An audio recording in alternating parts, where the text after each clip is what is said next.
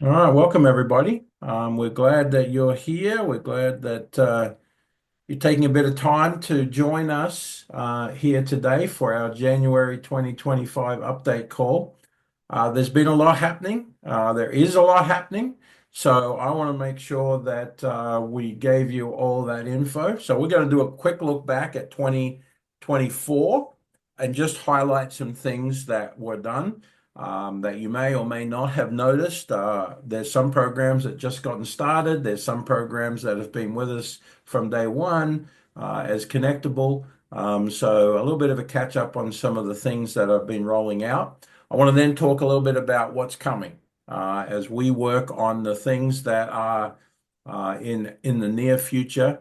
I want to highlight those to you and go through some of the details on that or high level to start with. And then we'll open it up for questions. If you've got some questions or things, you can feel free to drop those into chat as we go. If I miss something, Amy's going to help me see it and remember. But that's sort of the plan for the day. And then if there are things that you want to follow up with, we'll share with you how to do that. As is often the case, something sparks a thought or an idea. We'll be happy to have some conversation around that. So again, thank you to everybody for being here, for jumping in today. Like I said, we're going to start by taking a bit of a look back at where the journey's been over the last year. One of the very exciting things is we're about to hit 100 adult ed programs in the Connectable family. I think this morning we were at 97 or 98. So that's really exciting that we nearly have 100 programs that we're supporting and serving around the country. So that's one very exciting thing. And we'll share a little bit more about that. Just a little bit of a reminder, we're a nonprofit. Our mission is to help adult ed programs get the help and support. I did a call with the state yesterday, and they were very excited about what we're able to do for adult ed programs where there are gaps and where things are missing. But remember, it's about improving access for students, and then improving accuracy of your data and making your life easier as staff. And I know that that comes with maybe a little bit of an uphill climb as you get going. But that's our mission. That's why we do what we do to help you as staff and your students to make a difference with where you are and what you're doing and what you have to do. So, one of the things I wanted to start with is that we're really working hard to meet a lot of needs in one place. That's a big goal of where we are today. And so I wanted to illustrate that a little bit, and Amy's done a great job of putting some things together here for us that really help to show that. These are the components that we're looking at, and we're constantly thinking about how we can help. You've got your processes and all that, and I call that the first layer, the enrollment pre-testing, uh, instruction, taking attendance, post-testing, getting students credentialed, whether that's the GED, HSE, career certifications, or whatever that look like. That's the bread and butter of what you guys are doing on a daily basis, and we want to continue to be able to help and support in those areas. But there are other layers around that as well. And so as we think about that, we're trying to think future looking. How can we be of more assistance in that, getting your students employed? How can we be of assistance to address or identify the students who are on or need public assistance, or in post-secondary enrollment? I would say, haven't looked it up, but I would say more than half of our adult ed programs are affiliated with a college. And that's great, but there's another half that are not. And even those that are still guiding that process of helping them know that what's available for them and that college is the next step possibility for them is awesome there. And then providing follow-up. It's certainly something that's upmost in my mind right now as we're working through some things, but how can we help you to reach back out to those students who have now left your program and identify what's changed, what's happened, what impact has what you have done for them? And so this is very much it. And then ultimately you'll have students that are returning. We've seen it in the model where students are returning back to become staff in your programs and to help, the process to continue, or maybe to do more. I've seen some programs where students started going to ELL classes, got their GED, and did a career certification, and then potentially even came back as a staff member.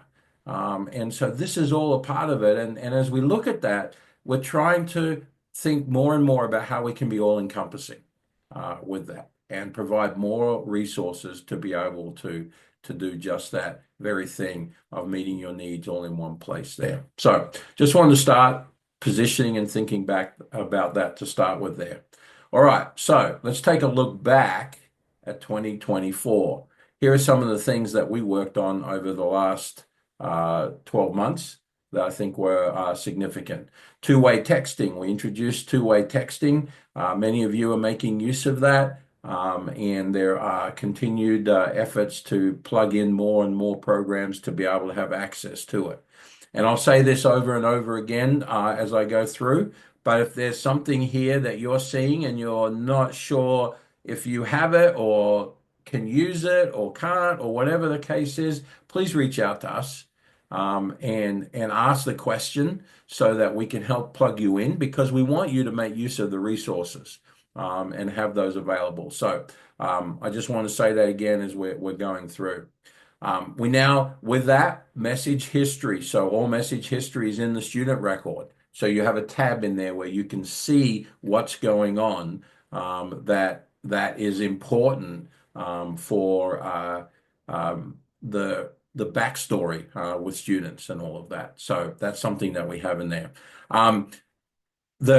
Jill, just in answer to your question there, it's been a rollout process. So we may have it enabled or we may not have it enabled yet, but it's something that I can look at if you're ready and want to start jumping into it. We'll get that up and running for you and we can go through that process. We've also created some alternative attendance models. So I've discovered in talking with different programs in different states that there are different requirements, subtly different requirements on how attendance is done. And that might be a program or that might be a state level thing.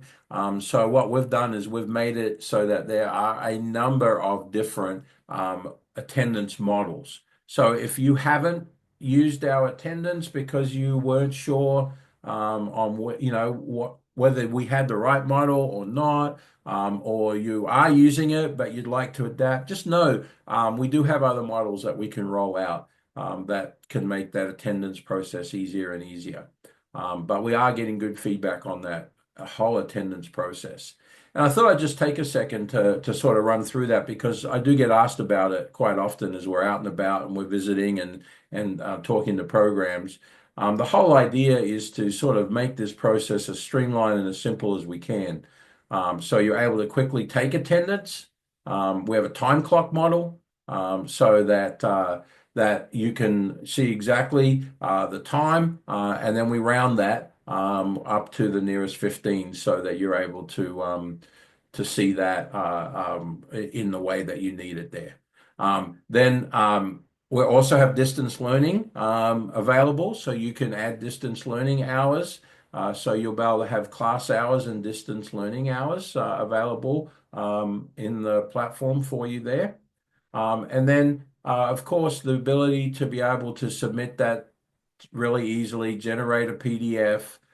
If you need to email it, you can email it. And then, of course, the reporting elements that we have where you can download and that. And then in some states, we now have it to where that attendance information can be uploaded into your state reporting. And again, if that's not something that you have and it's something you'd like to have, it usually starts with talking to the state leadership about it, having that ability to upload. and then we would be happy to build what's needed to do that. But just sort of wanted to highlight some of these elements that we have built in, and that you can be making use of if you're not already. We've added a bunch of new states since we arrived at January 1, 2024. Rhode Island, Texas, Arkansas, Nebraska, Kansas, Missouri, and Wisconsin. So we are now at 20 states that we serve around the country, and we're growing. We'll come back to that a little bit more, but we've certainly got a few more in the process here. And it'll be interesting, like I said earlier, if you just jumped on, we are currently serving 97 adult ed programs around the United States. So I'll be interested to see who program number 100 is. So that'll be coming up shortly as we have a number of programs getting ready to jump on. So 20 states, pretty awesome there, that we are getting closer and closer to half of the states in the United States since we started 3 years ago with Connectable as it is today. We launched the learning management system, and we launched Connectable Academy. Connectable Academy is our training that we offer. We've done a couple cohorts of the AI and adult education,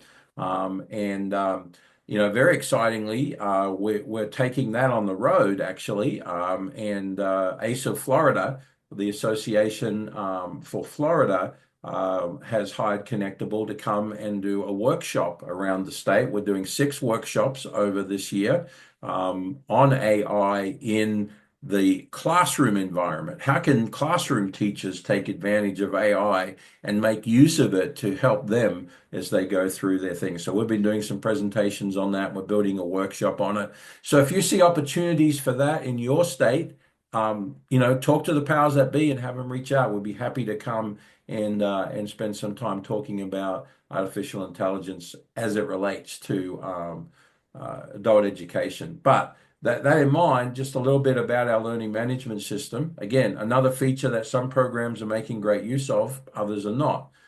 So the first example I want to show you here is from Alabama.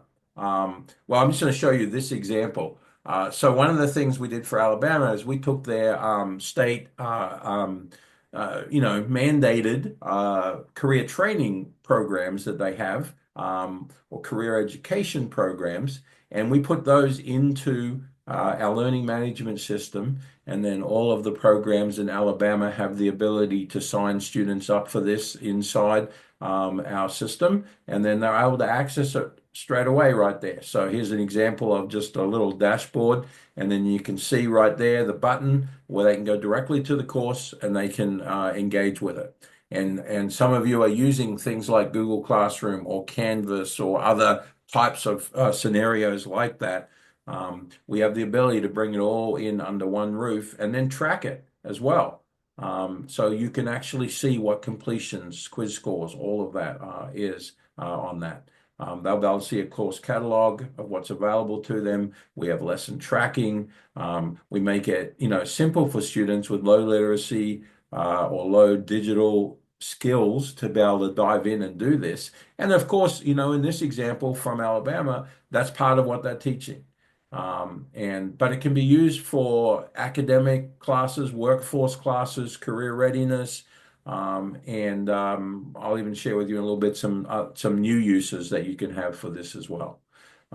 So it's really a way to continue to bring literacy, digital literacy, to your students from the ground level up. And so that's an important element that's there. It's another feature that's available to you if you wish to make use of it. And then we can give you some training material specifically on that as well. Another thing we launched this last year was interest lists. So you can follow up with students and not have a contact list sitting over in a spreadsheet or on sticky notes and all that. When you have a class that maybe is closed or a class that you're interested in offering, but you don't know if there's student interest, you can use our interest list feature. It'll bring them into Connectable. They'll have a tab where you can go through and you can filter them. Let's say you're looking for all the ESL students who are interested in a location, but that location is currently full, you'll be able to let them in and give them access. And the great thing is they are not creating accounts when they do that. They're outside the account system. So that means you can give them the start link and they can just go through the process without having to go and log in first to get that done. So we thought that was going to be a real helpful tool right there. Um, there are several options that we've offered you now for rollover as well, or re-enrollment, whatever you call that, at the end of the year. So I wanted to just highlight that again to you as we get into the run down to spring and all of that. We want to be able to make sure that you know that we have processes in place to be able to, and we'll do another presentation on this. So watch that for that. But we'll do another presentation on it, but we'll guide you through what to do to transition from one year to the next, one school year to the next on that side of things. So that's just something that we think is helpful, and we have a process very much for that. You can bulk upload appointment times now, locations, dates, and times. They're all can be uploaded into your appointment section. So if you have a lot of repeat appointment dates, you can put those on a spreadsheet. There's a sample spreadsheet in that section, and you'll be able to upload those in all at once. We help many programs get started with this, and we've been using this feature ourselves so that we can make that a lot easier and less time consuming. We have built a resume builder that's available to you in your platform. It's a collaborative resume builder. And I'll be the first to say, it's not the fanciest resume builder out there. But the idea is you're gathering the information from the student. We've even gone in and added extra questions based on their career choice that they're looking at, based on elements that are in O-Net. And those, it's all in there. The student can complete it, and then it'll be available to a staff member to sit down and review. They can review it with the student, make some updates with the student to it, finalize it, and then save it as a really nicely formatted PDF that they can take and use to apply for jobs. So that's another feature that we have. It should be available in your dashboard setup where you can turn that on or off. You can choose as a program how you want to have support with your students. So you can include a local email and a local phone number that they can call to ask questions as they're going through and registering. And so that would be something that you'd be able to make use of there. That would be real helpful, I think, for many. And many have transitioned to that already. Some of you are still having things come our way, and we're still addressing those for you. But just know that being able to answer those at your ground level is something that we're working on for sure. You have announcements in the dashboard that you can post for staff and for students. So administratively, you can put announcements in the dashboard so when staff log in, they will see those big and bold. When students log in, they'll be able to see those as well. And we've even customized that so you can make that show for like your ESL students, but not for your GED students, etc. So that's something that we made available through the system as well. We made the role management options, all right? So if you're a small staff, I think we have some schools that have like 2 or 3 staff only. And I know bigger schools go, what? I can't believe it.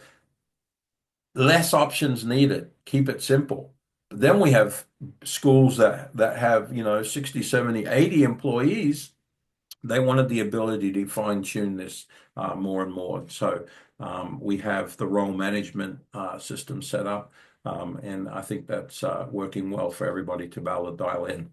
And then we added the customization of the student dashboard so that you're able to create your own student dashboard that is yours as a program instead of just the one that we built originally. And so if you haven't done that with yours, I highly encourage you to go to settings, student dashboard, and then go in and take a look at what you have now. A lot of programs are doing some very cool things, and we're going to work on one of the updates that I'll be sharing you will be around this, but I want to be able to share some of the great things people are doing with their student dashboards that might be inspirational for others as well. And so we'll be doing some things around that coming up as well. And then, of course, this new login method where you can get a code texted to you or a student instead of using username and password to log in. And I've had such good feedback on that's really helped students plug into their dashboard more because they have this available to them. And so that's another key element there. We set up an automatic text that is sent from the system after a student makes an appointment. And it basically says, congratulations, here's the address, the date, the time, and here's the link to go change your appointment if you need to change it.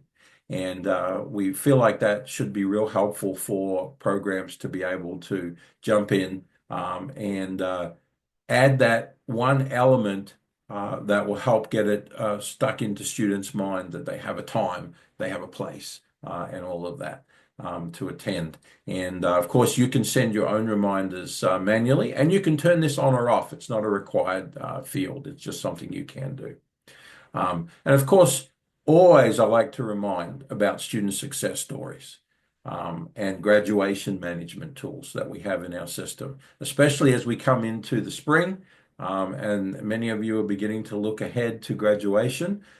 We can customize this success stories area to gather graduation RSVPs and all of that. In fact, let me just show you a little bit around that and how that works. Well, I clicked off and went to a website instead of to the page I wanted to go to.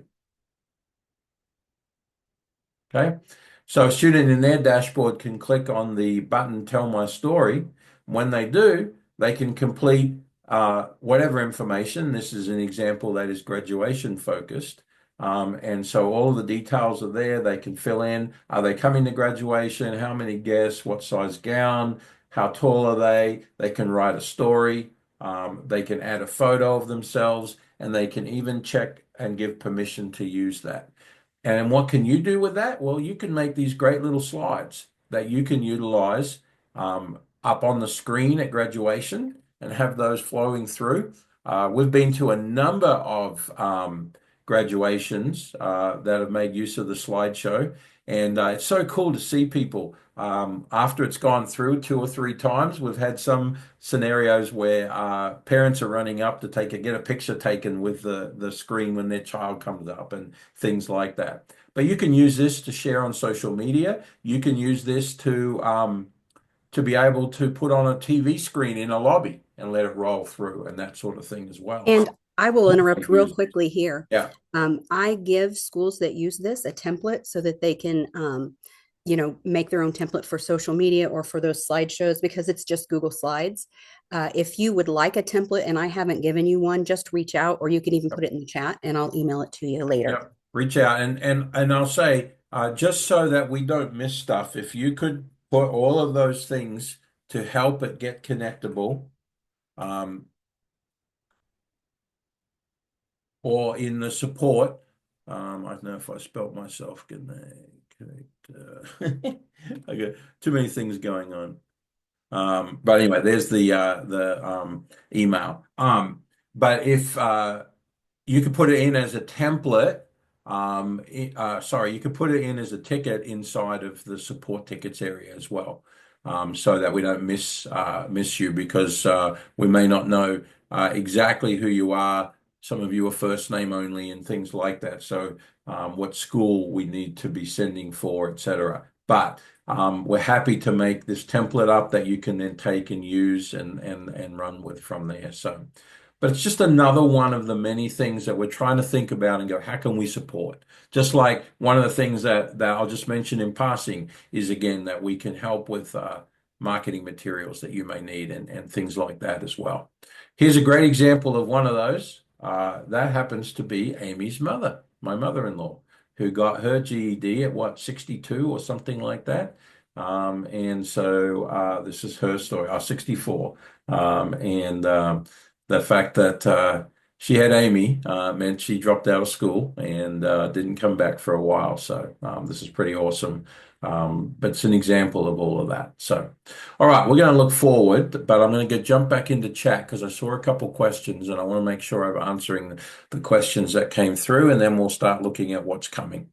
Is there a way to delete the interest list students from previous school years? Currently, there's only option to delete the students one by one. So a mass delete, Chelsea. If there isn't, we'll add it.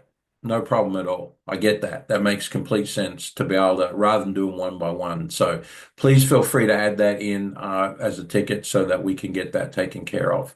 I think Wanna, Amy may have answered the one from Laura. Go yeah, ahead. Laura had too. And I just wanted to jump in here before we go to the second part and say, I love doing this because every update that you saw we did last year, which you can see why we had a busy year, comes from our good schools who collaborate with us. Like you guys are amazing at taking what we build and even making it better. And so all of these updates are directly from requests right on your dashboard, those feature requests or people that have told us different things they want. So I really appreciate that. And that's super helpful to have that feedback. Yeah, yeah, yeah. Yeah, and I mentioned on the interest list that it's outside of Connectable. You'll see them in the interest list tab, but they do not have an account or anything. So it's no registration at all. Once you send them a text and give them the link and that program's open, then they could register. But prior to that, it's just like keeping a list on a sheet somewhere, except we wanted to make it so you could text them right from the program and that. The automatic text is set up in settings, so you'd have to enable that in settings to be able to send the automatic text. Number of you would like the templates. I see that. Great. Amy will keep a list there. So we got everybody on that. All right. So Chelsea did. All right. Thanks. You sent one. Great.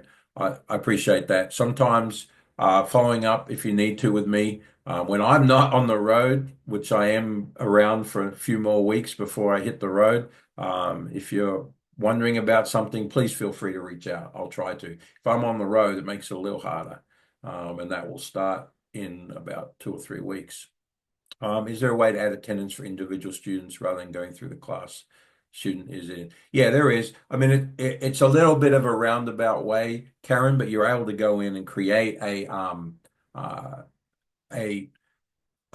attendance and then go to update attendance at the top and then go in and add attendance for individuals through that. And that's how we're doing that right now.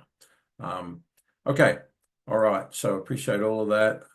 Thank you, Rebecca.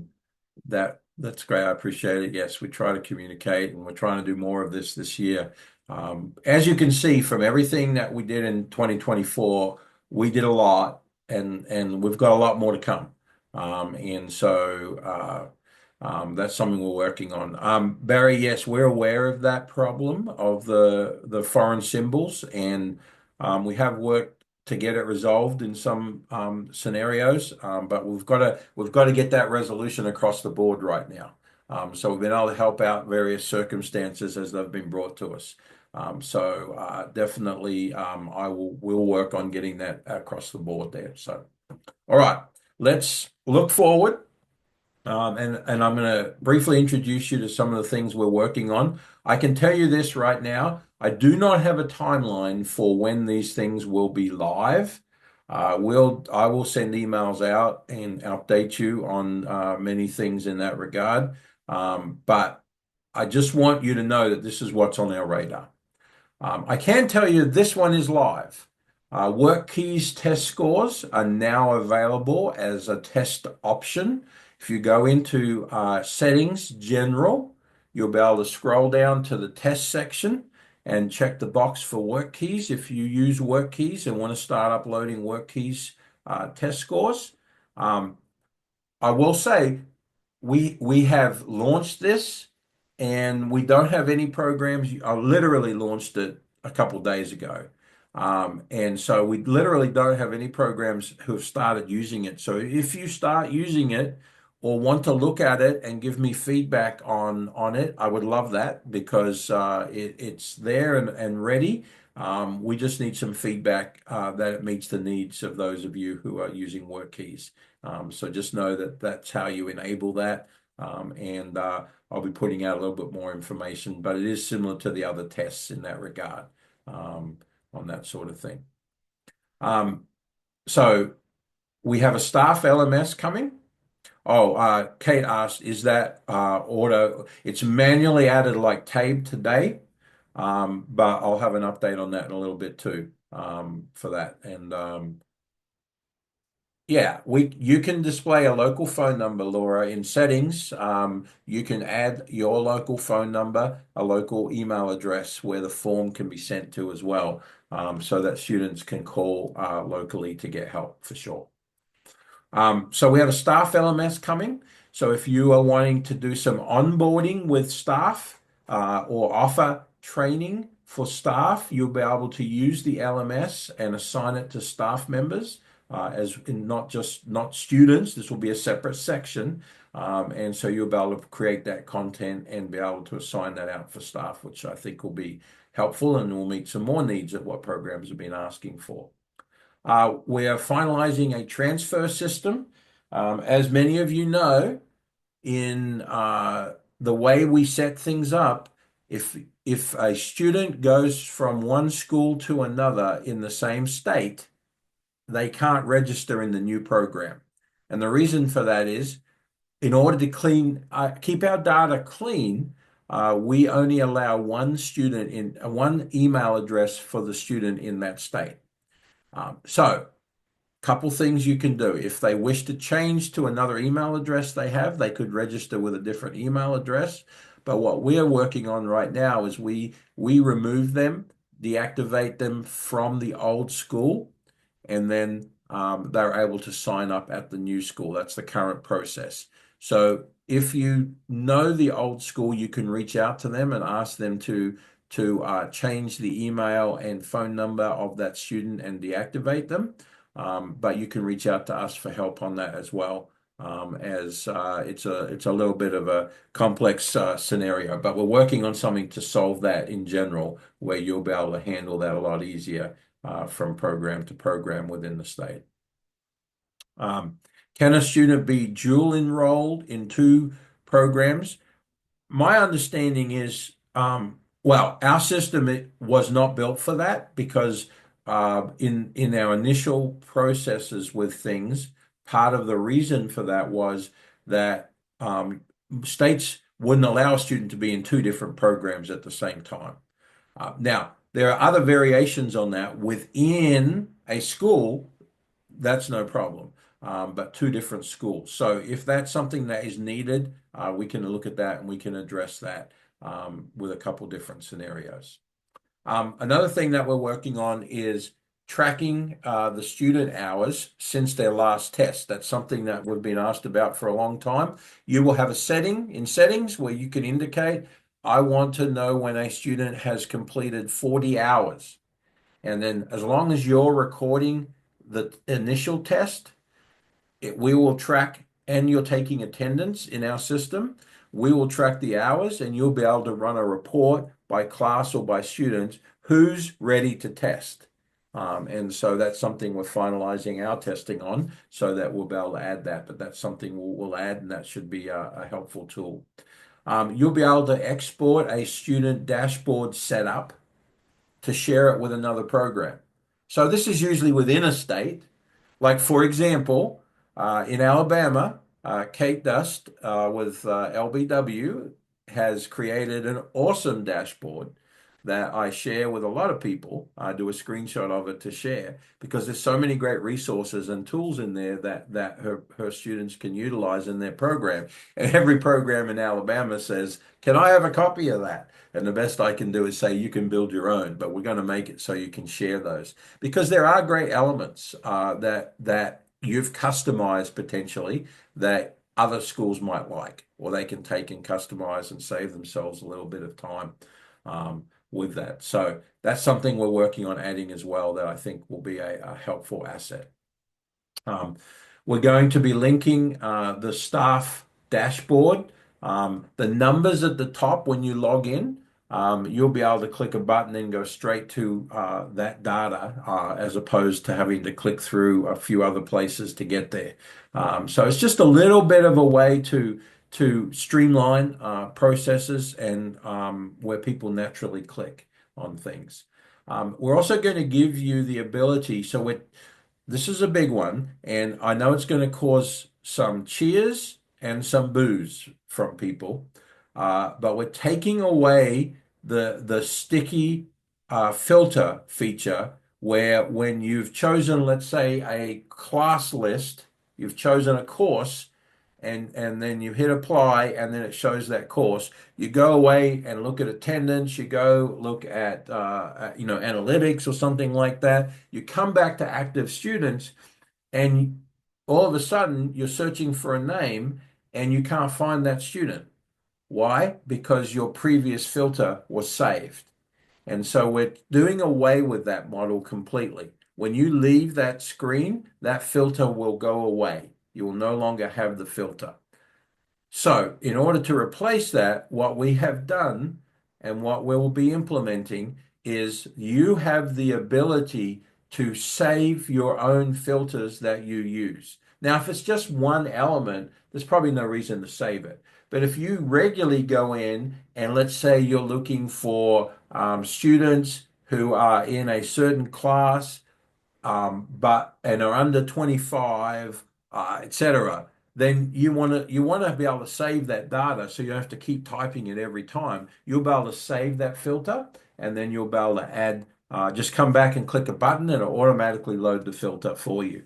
So it's a better version of what we've been doing, but not forced on you. You can choose your own there. So I have cheers. That's good. I don't have any boos in chat, so that's good too, I guess.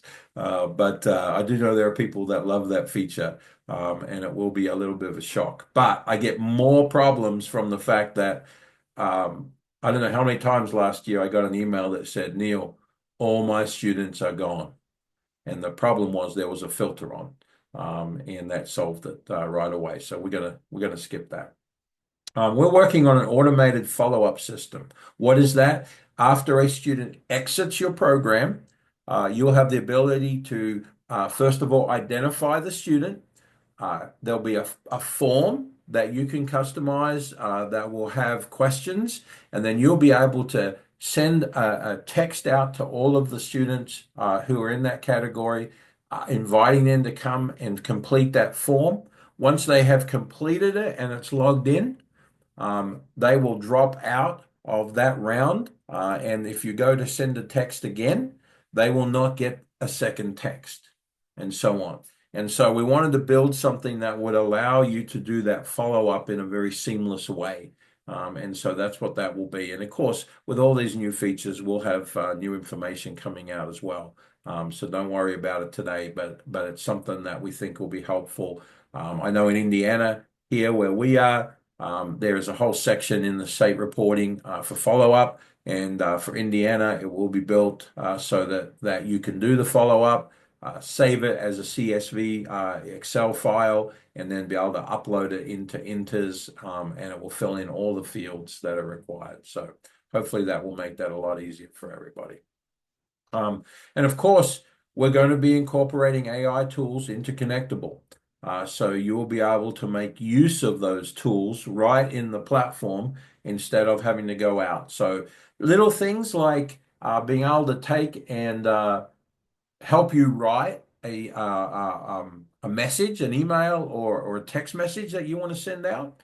But bigger things, ultimately, we want to use AI to be able to give you data, reports, and be able to look at various aspects of data and find the relationships. And so that's going to be a big part of what we're looking forward to on that. We have a brand new ticketing system that we will be launching here in the next couple of weeks.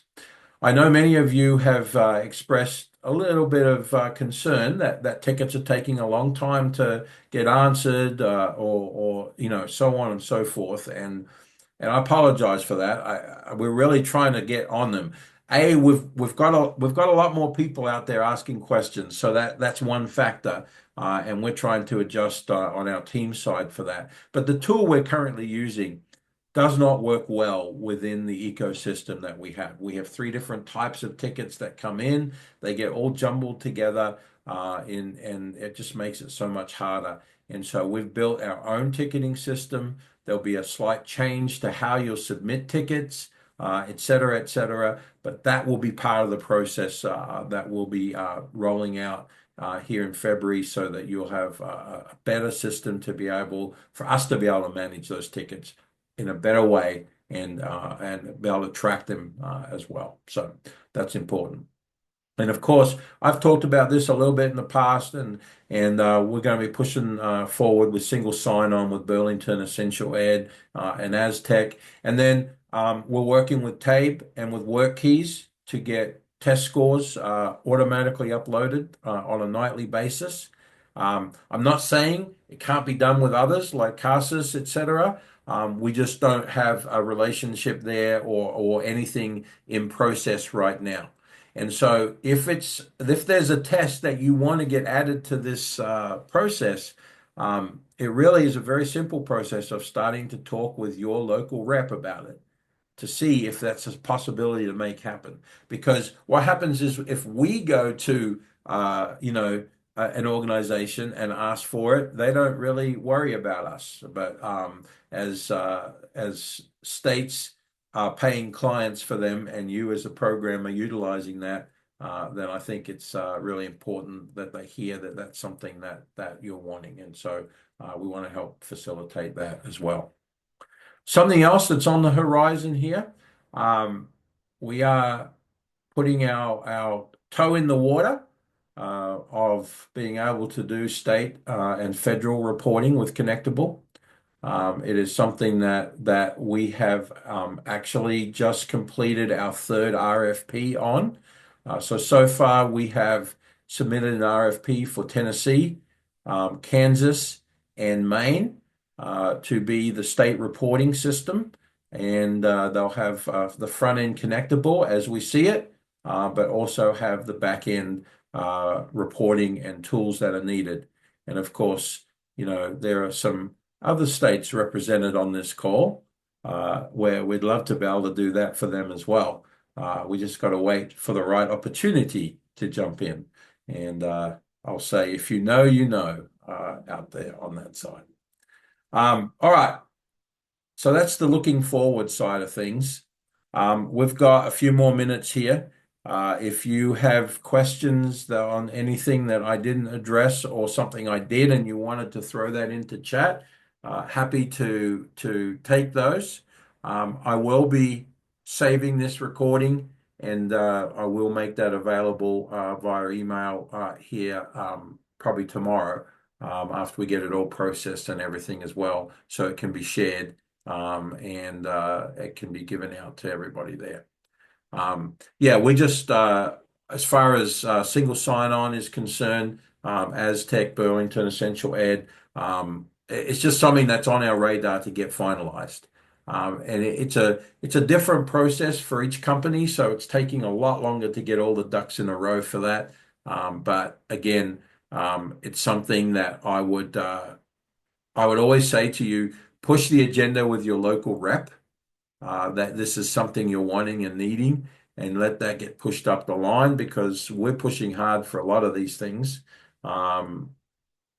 And they don't always listen to us. So listening to you would be a better thing for sure. Other questions? Rebecca from Wallace Community College in Dothan, Alabama. New user, when creating a new course, will it be possible to allow the program drop down to select more than one option? We have GED and HSDO in the same class. Yes, again, I don't think there's necessarily a reason for that. I thought that was available. So I would suggest putting that in as a ticket for our team to work on because that would be very helpful on that. Is it true that we cannot move students from the interest list to active status, or has that changed? That is correct. Um, you cannot move a student from interest list to becoming an active student. The student has to go and register starting at the start form for that class, and that class has to be open. They will then automatically be removed out of the interest list and put into your active students list. So there's a number of reasons for that, but we need the student to at least do the start form for them to get in there. And then that will do it. And that program that they're signing up for has to be open for that to work. Well, we had I think 75 or more student attendees today for this, which is pretty awesome. Neil, I think Love that. Beatrice has her hand up. Oh, I see a hand up. I don't know who has it. Oh, okay. Yeah, Beatrice, I yes. just wanted to, I had a quick question I just want to Yeah. clarify. Yep. So if they're on the interest list, they will stay on that interest list. We need to create them. They need to go in and to become an active student, do the whole registration form. So there is not a way to transfer them over, like to export or import anymore. Correct. Okay. There was not a way to do that. They have to at least do the start form. So And they at then, least have to do that, and then that would remove them out of the interest list and put them into active student. And then they can still complete the rest of their registration, but in order for that to happen, that program has to be open and they have to complete the start form. and they And the have to start use the form, same they have to use, I'm sorry, the same email or same phone number that they had on the interest. Oh, I mean, if they that didn't, doesn't matter. all that would mean is that they don't get pulled out of that list.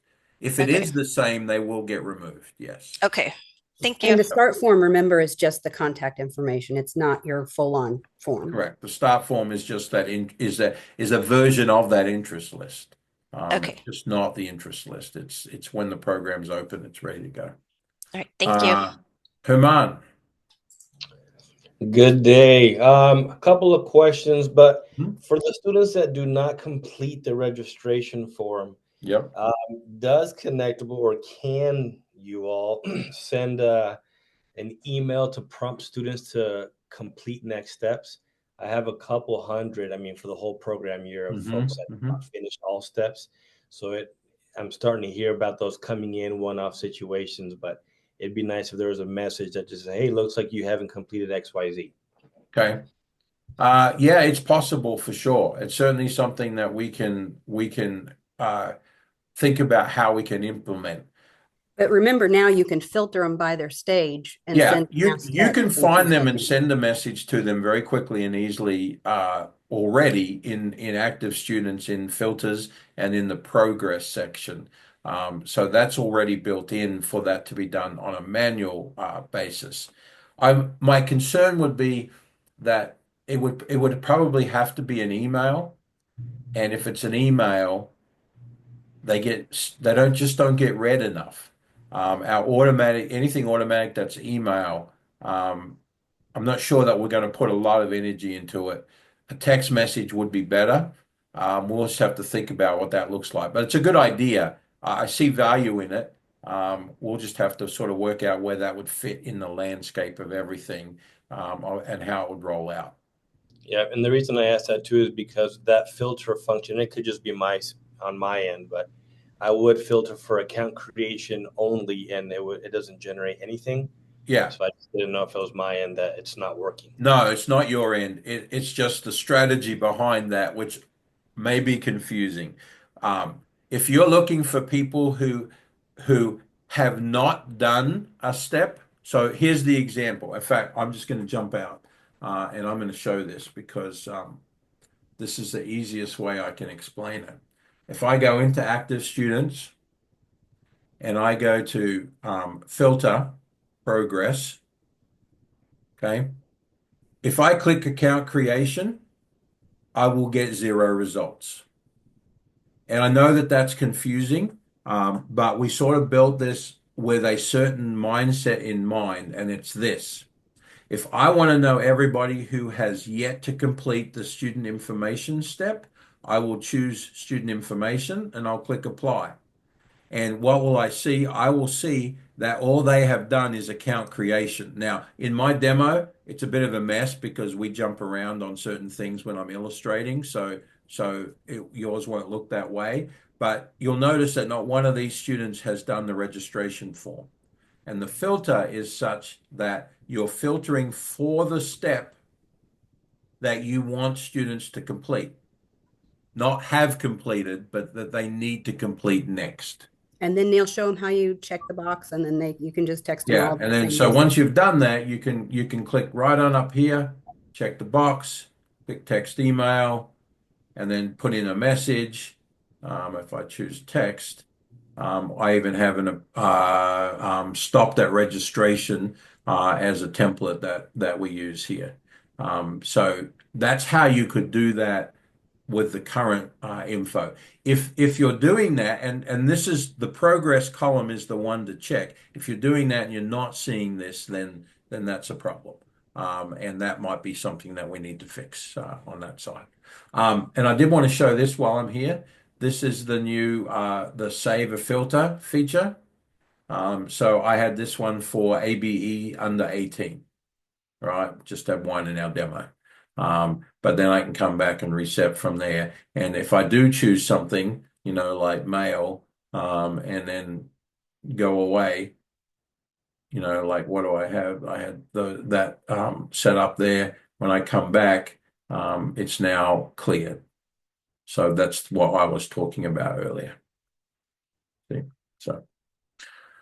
Will the recording be sent automatically? Yes. Everybody who received the email for this will get the copy of the recording. And thank you for the And update. I'll answer Tara's question here. Yep. To offer training for staff, we love doing that. I specifically like doing that. So yes, we definitely do that online or in person. And we did an AI course. We did 3 cohorts of it last year.